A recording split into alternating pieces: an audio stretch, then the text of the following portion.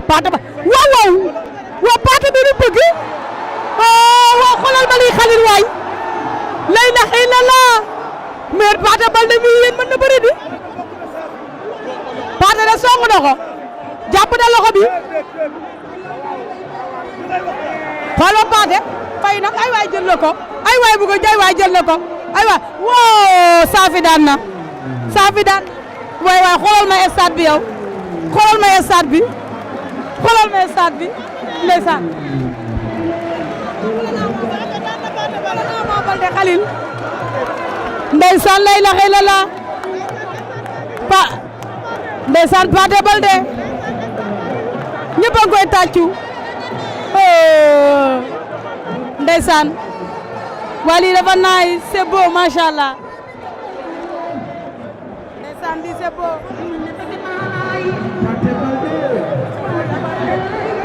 Pathé bëree nga naan ma nii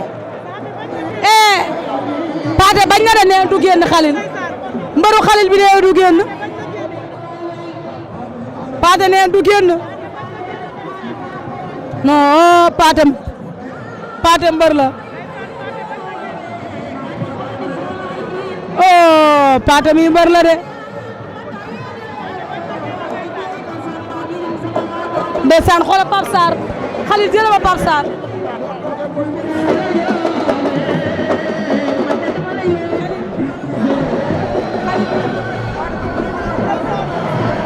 ndeysaan Khalil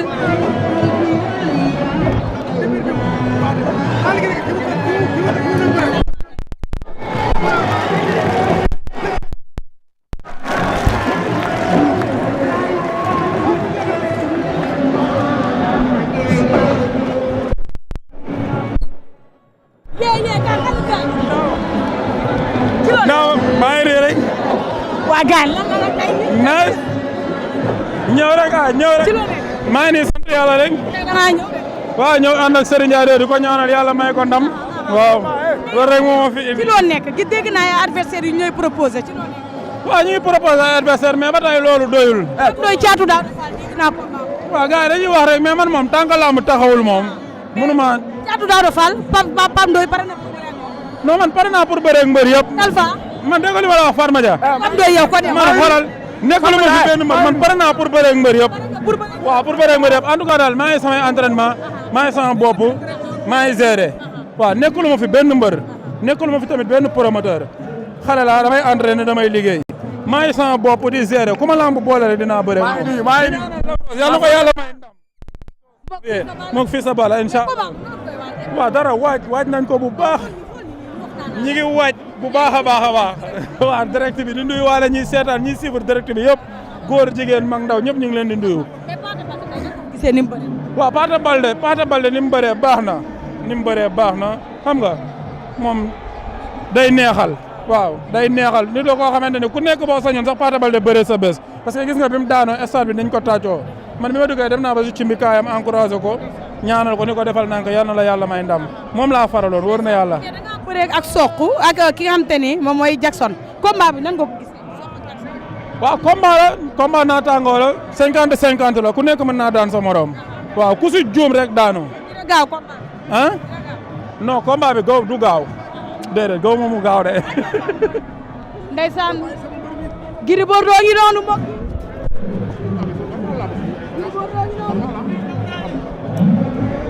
suñu ay fans ak suñu ay supporters xam nga ak amateurs yi dañuy namm lamb suñu domaine la c'est normal. waaw yàgg na xaw na yàgg xaw na yàgg tuuti nag mais nag mais maa ngi leen di ziar lu bari durant absence bi yëpp maa ngi gis ngeen di liggéey yu mucc ayib ak loo combat yi fi am wax dëgg yàlla ñi ngi lamb maanaam dellu na fa mu nekkoon. non maa leen raw bilaay maa ngi suivre à distance maa ngi suivre bon comme sama présence fii nag moom wax dëgg yàlla ñoo ànd ak Serigne Ndiaye xam muy suñu rakk te ñun biñ tolloo ñoom fii ñu toll nii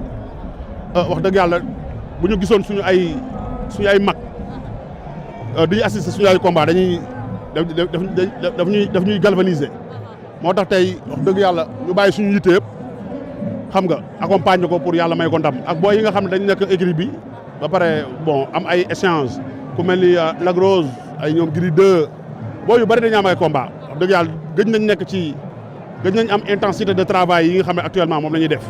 te loolu mu ñu jik saa yu ñu ci nekkee rek résultats yi day nekk ay résultats yu parfait di ñaan yàlla mu am continuité wax dëgg yàlla entraînement gëj naa am intensité bu mel nii ñëpp dañuy assister booy yi dañuy ñëw à l'heure mu nekk liggéey bu mucc ayib te loolu te sport moom seul le travail paye moo tax bi ma ñëwee gis leen ñu nekk ci dynamique boobu sama xol dafa sedd guy bon malheureusement nag dama ñëw fekk suma adversaire dugal certificat médical xam nga muy une troisième fois ci combat bi mu nekk lu métti ci man parce que tamit bon combat planification la soo demee pour préparer da ngay préparer selon ba mu des benn 45 jours wala 1 mois nga ñëw def ay contact def ay réglage boo ñëwee nag ak déplacement nu mu méttee ak ni en plus c'est coûteux dafay métti boo ñëwee tamit fekk sa adversaire tey dugal certificat médical mu nekk une troisième fois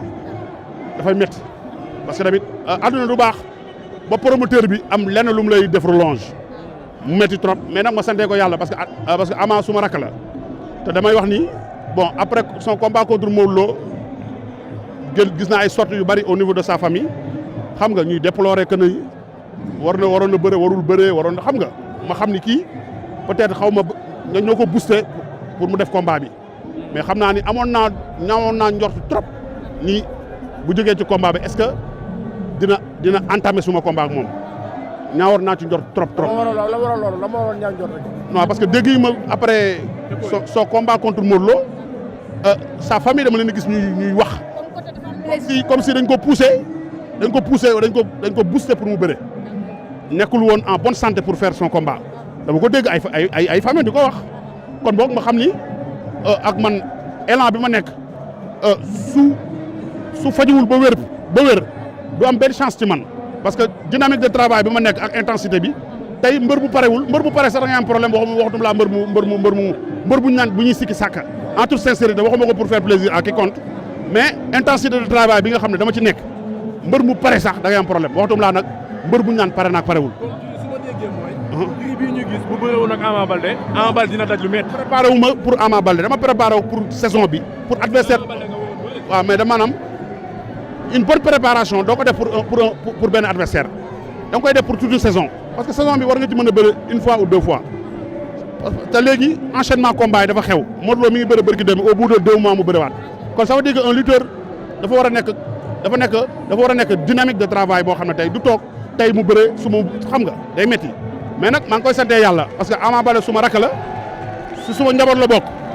tey en toute sincérité avant waaw mais bon Pathé suma génération la sànq bi mu gisee muy dem ci géew gi suma yaram dafa daw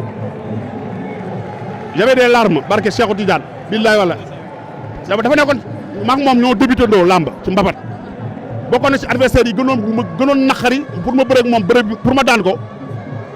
dafay metti parce que dafa nekkoon jamono jooju dafa tëwoon nekk ci ku ma yeewoon ci ay nelaw na ma du lekk xaalisu làmb du ma ko gëm waaw dëgg lu ma la wax moo bokkoon na ci adversaire yi ma gënoon sonal ci mbapat man ku ma gis ku ma xam dëgg xam ne mbapat taxawuma ak sama morom mbapat mais moom dama doon bëre ak moom lu mat dama doon bëre ak moom à tout temps muy të kon tey su ma ko gisee tey wax dëgg yàlla mu romb ma dem ci géew gi di bëre sama xel ma fàttaliku lu yàgg ma xam ne làmb ñi ci war a lekk rek ñoo ci lekk yàlla noppi na démb iñaanante beeg soxorante beeg def ay façon yooyu yëpp jaru ko yàlla noppi na démb ñi ci war a am ñoo ciy am kon boog yàlla na ko yàlla defal jàmm yàlla xam ne de combat bi dama ko ci ñeewantaloon trop. nga ni combat bi dafa yàgg nga ni da nga bëgg bëre balaa combat bi ñu gis ni waaw loolu bëgg naa ko. tu fais allusion à sa rakk yi nga xamante ni tey ñi ci kanam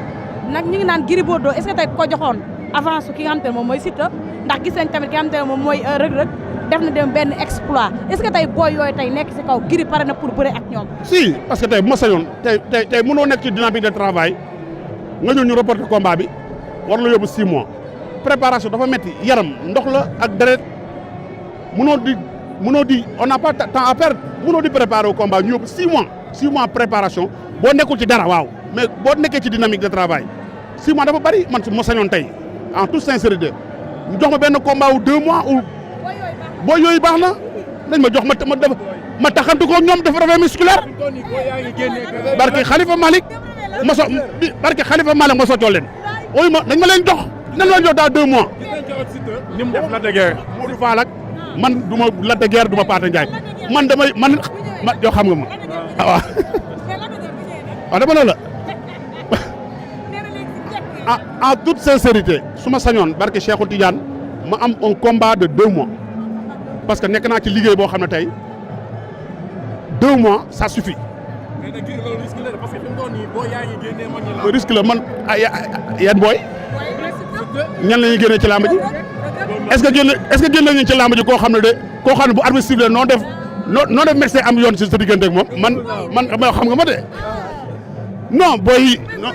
yi koo ci jox sama avance dana ko seetaat ko. mais Gris ñeme nga sam non déglu ma la kuy jargi ndaay non dama ne la génération boobu yëpp en toute sincérité su ma sañoon jox ma ci kenn dans 2 mois nga xool nu may def ak ñoom moom ci la laa nekk su ma sañoon parce que 6 mois dafa yàgg 6 mois de près di xaar Ama Baldé diggante bi war naa fi mën a bëre barke Khalifa Malick sama yaram xasanul mais dama war a bëre dans 2 mois parce que préparation dafa métti 6 mois dafa bari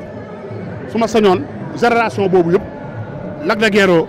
Siteu Reug Reug ak ñeneen jox leen ma ci kenn dans 2 mois nga xool na laa def ak moom ah loolu question la du question maa ngi leen di ziar yéen ñëpp di leen ñaanal jàmm yàlla defal jàmm. oh malheureusement Gris daw na ak lu mën di xew ak lu mën du ko fa xaar Fass Médina waaye mënul ñàkk kaay mënul ñàkk daam ku may seet Pape Medoune kaay ñu xool ndeysaan ba tey ndeysaan kookal la Khalil xoolal ma lamb ji Khalil tey ñëpp a ngi fi Khalil xoolal ma lamb ji Khalil tey lamb ji neex na Khalil gis naa fi Forza mi ngi noonu Baboy ndeysaan kaay ndeysaan Forza ngi noonu ci loolu sant rek dama bàyyi déet kenn du bàyyi sa bopp yow yéen da ngeen baax yéenay liggéey ci lamb liggéey bu rafet na ngeen def nag mais tey ñu gis ni ngay indi Serigne Ndiaye sa rakk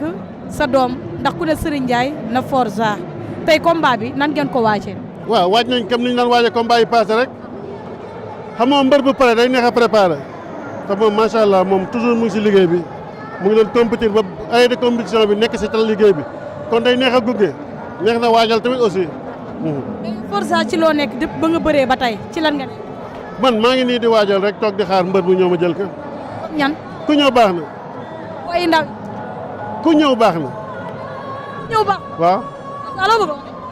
non dama pare rek ku ñëw baax na. waaw. lamb booy taamu day guddal jël bi mais bu fekkee mbër nga rek ñi war a bëre yow ku ñëw da ngay jël bëre. pare naa pour ñëpp. jaajëf. mais tey ñu gis ni lamb ji macha allah à part Serigne Ndiaye ak ki nga xamante ne moom mooy Bébé Saloum am na yeneen combat yu fi nekk ci diggante Sokh ak ki nga xamante ne Jackson nan nga gisee combat waaw combat bu neex la combat technicité la combat bu neex la waaw. gis nga ñaari. gis nga leen. wala gisoo ko. gisaguma leen déedéet. da nga ma ci bëgg a jox kenn. jox ma ko daan. ko daan jox ma ko. doo tey looy daw mi ñaari tey. looy daw doo taw ma non dawuma dama xam ne rek lamba am na ñoo ne bu la booleeg ñoom bul ko bañ. seen xeetu bëre méngoo na Sokh ak Jackson. waaw man miinu ma seen bëre nag miinu ma seen bëre maa ngi jégalu nag bu baax mais miinu ma seen bëre. Boy Niang ak. dimbali ma. Boy Niang ak Modou Lo xanaa miin. waaw bu baax. noo gisee combat boobu. combat bu neex la bu Sénégal gi yëpp soxla waaw combat bu Sénégal soxla bu neex lool boobu mooy combat technicité nag combat dam yi bu garaaw baay goog boobu ndoxtu boobu moom xam nga ko génne moom mais di nga gis ndoxtu yu bari si biir bëre boobu waaw. yéen ñu doon jooy lamb. waaw lamb ubbeeku na lamb mu ngi wane boppam ñu ngi félicité aussi suñu njiiti lamba yi lii ku ko xool di nga félicité CNG di nga félicité askan lamb yëpp waaw parce que lamb bu ngi changé ndànk-ndànk boo xoolee lamb bu njëkk dañ naan lamb dafa doon nelaw mais léegi mu ngi yeewu waaw jawagul daw nag mais mu ngi yeewu baax de. phase bu bees dafa ñëwaat suñu nee phase bu bees mooy da ngeen def benn retrouvaille tey mbër yi demoon ñëpp dañoo ñaar duñu dem sax mooy ñi am te ñoo toogoon seen ruq ñëwaat ñu gis tey Forza gis benn Lac Rose xam nga gis benn Gris Bordeaux ñoom ñëpp ñëw def saa yi loolu lan la da ngeen di jàkkaaroo phase ba woon ak bii. waaw loolu nag li nga laaj dafa garaaw lu am solo la parce que làmb dafa baaxoo ne nit ñi bokk ay say gis nga bant benn bant dafa neex a damm waaye boo boolee bant yu bëri day naqaree damm ñun bu ñu comprendre suñu mbooloo mooy suñu doole dañuy continuer ni ñu def nii gën a joppante gën a ànd ndax ku nekk rek sa wërsëg ngay jël kenn du jël wërsëgu kenn nit ñi nag saa dañuy réere mbir mais àdduna ku nekk sa wërsëg ngay jël mais ni ñu ànd ni bu ñu ko àndee Fass loolu mooy dooleem loolu moo mës a nekk dooleem yàlla nañ dimbali ci kanam. tànnaay maa la gën a bëgg. Forza ngi noonu mbokk yi ba tey ndeysaan Khalil ba tey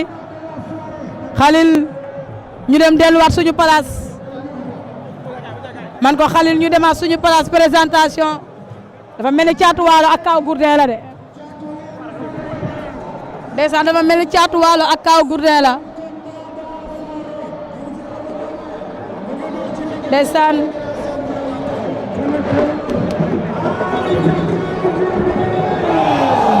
Kaw Gourdin la ak Caatu Waalo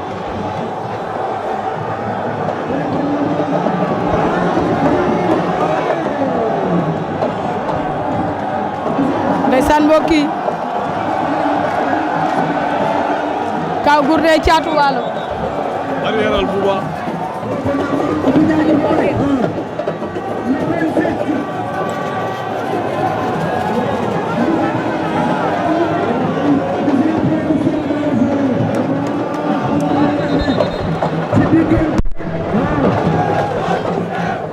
Caatu Waalo ndeysaan ak Kaw Gourdin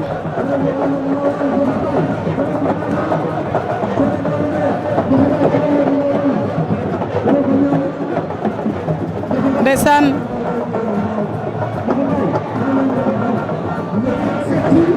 Caatu Waalo